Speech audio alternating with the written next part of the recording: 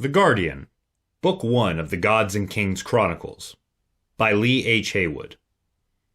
Available now in both print and ebook formats. Visit leehhaywood.com for more details.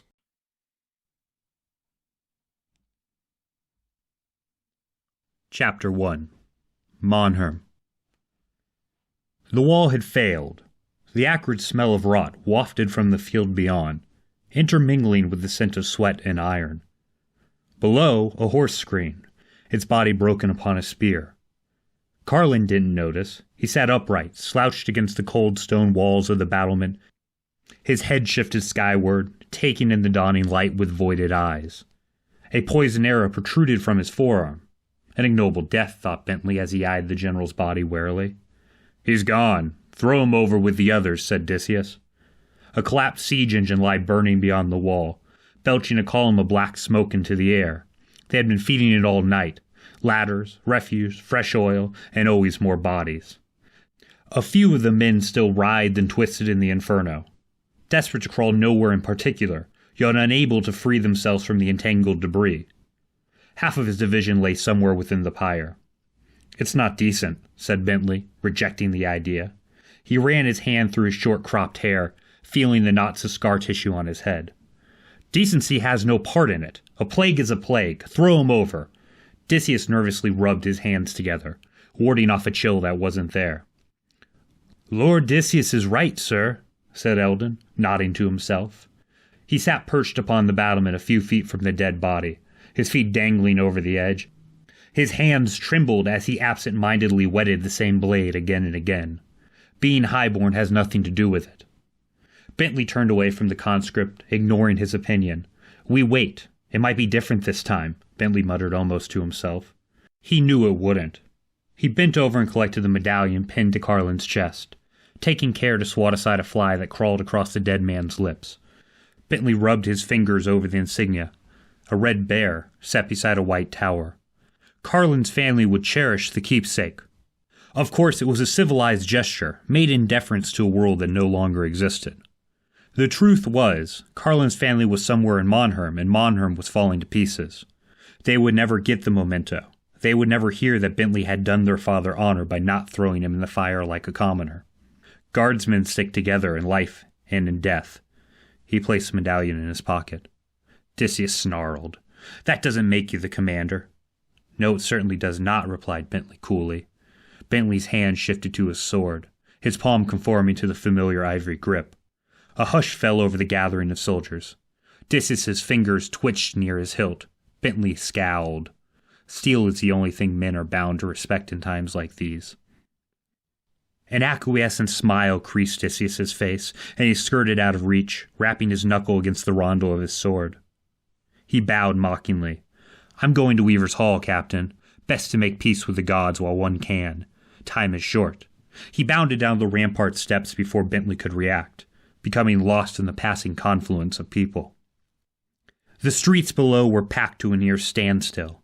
A man vainly attempted to shove through the crowd with a squealing sow under each arm. A woman lamented for a missing child who had fallen underfoot. A horse panicked as it blindly pushed along with the flow of traffic.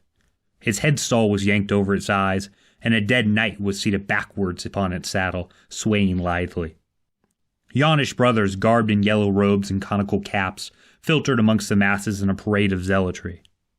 Dirge bells chimed, flutes whistled, and all the while there was the ever-present smack of leather striking bare skin. Many of the atoning brothers had stripped to their loincloths, and were flagellating themselves with barbed thongs for their transgressions. Bewildered orphans trailed in their wake like obedient ducklings, their bald heads raw and inflamed from a fresh shave.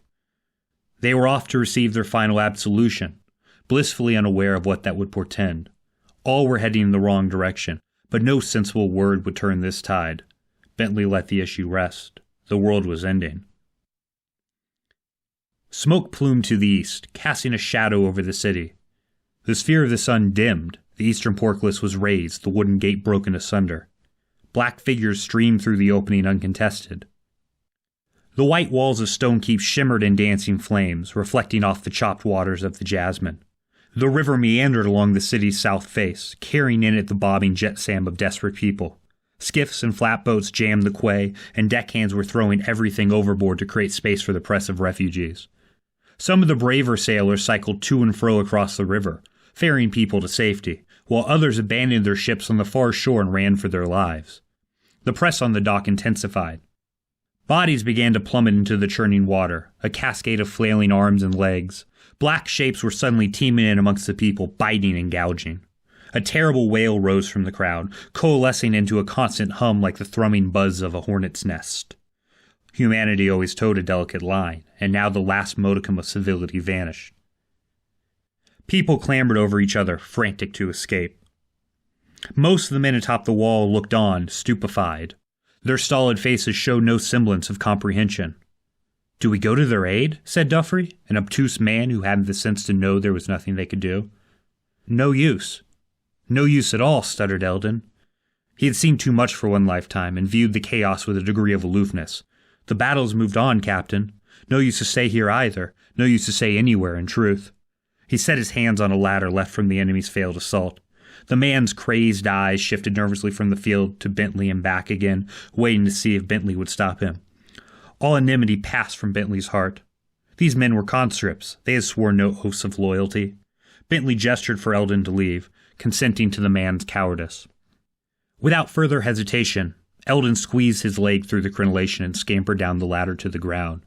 Another followed then another, until the whole battlement was empty save Bentley and Carlin. Bentley watched the men zigzag as they dashed amongst the bodies in the killing field, sending carrion birds into a pluming contrail. The birds cawed and screeched, their bodies bloated from the feast. The men gave the Wraith King a wide berth. Set in the middle of the field hung the body of King Johann, placed there so the whole city could bear witness to his turn. His brow was still twisted in a grimace. His purple cape fluttered in the wind, tugging fruitlessly against the gold clasp that held it fastened to galled flesh. His ruby-studded crown rested askew atop his head, offset by the spear that protruded from his shoulder.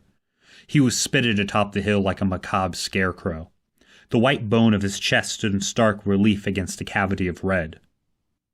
About his dangling feet lie the vanquished banners of his house, crushed into the mire. There lies my loyalty, thought Bentley. There lies the death of one world. Johann's head lifted, casting his visionless gaze over the killing field. Finally, the pallid orbs of his eyes settled upon Bentley. His jaw shifted, and the sinew of his neck bulged. Slowly his cankered lips parted, his blue tongue rising and falling in a slow, purposeful drawl. Mouthing the same pattern Bentley had seen countless times now. The words were lost on the wind. A cold shiver ran down Bentley's spine. "When the dead live, may the gods have mercy." Bentley looked away from the unsettling apparition. On the horizon, the tear-shaped outline of a willow was barely visible. He imagined two figures stood beneath it, awaiting favorable news. By now they had doubtlessly seen the pall of smoke that belied any hope. He reached towards the tree contritely. He should have sent them to the Nexus. Now it was too late. Bentley stroked the wood of the ladder. Hard pine soaked in water to ward off flame. It would be simple, one leg over the divide and then the next. He would have to outrun the scavengers, but they were preoccupied. 1,000 men lay dying on the field, pleading for help. This seemed to only enliven the sanguinary lust of the foragers. Figures with serpentine faces roamed the butchers' bodies like vultures, stripping away swatches of cloth from the wounded. One by one the murmuring voices were extinguished. The dragoons emerged swaddled in the cloth of their victims. In the distance a bell tolled fervently, alerting the townspeople of fire. He wondered what tractable fool manned the bell tower, extolling a needless warning to a doomed city. The world was ending, and the bellmen thought it was wise to welcome it? Bentley wished he possessed such blind loyalty, but his loyalty lay far afield beneath the boughs of that tree. He ignominiously set one foot on the ladder rung. There was a rustle beside him. Carlin's tongue was clacking against the roof of his mouth, and his teeth began to gnash. Pale fingers involuntarily dug into the hard stone slabs of the rampart, ceaselessly delving into the unrelenting surface until his fingernails tore loose. With a lurch, Carlin rose to his feet, as if the necromancer had come and whispered an incantation directly in his ear, bidding him to rise. Death and rebirth, thought Bentley. He sighed despondently and alighted the ladder. Girding himself, he raised his greatsword above his head. He wondered if there was anything left of Carlin behind those voided eyes. He blinked away the disquieting thought and split Carlin from neck to armpit with one heavy swipe. The two halves of Carlin's body fell from the battlements, almost striking a startled boy who was sprinting up the rampart stairs. The boy looked at the body in disgust, clearly noting the epaulets that beset each of Carlin's separated shoulders. "Where are your men, Captain?" said the boy to Bentley. Bentley looked at him queerly. A stunted youth, barely old enough to swear the oaths of brotherhood. A lie would suffice to get the courier to go away. "Dead on the field," said Bentley. "General Waymire has ordered all men to gather at the waterways." "Lady Monherm?" "We are rallying to her banner." "A final push for the Lourdes," mulled Bentley. Waymire somehow defrayed the lives of 100,000 people against that of Evelyn Monherm, willfully surrendering the city to aid her escape. Bentley was certain her life did not measure equally to the 2 lives he would be leaving behind if he followed Waymire's command. He looked to the willow wistfully, but it was gone, hidden behind a shifting haze. This is how the world ends, realized Bentley. Not the earth, for it was timeless and without limit, but his world, the world of smiling faces and careless laughter, of warm embraces and days worth living. This is how men die without dying. He turned away from the willow, wiping all sign of dourness from his face, and took on the stern countenance of a captain. "My sword is ever hers to command." Bentley pushed the ladder away from the wall, sending it clattering into the conflagration.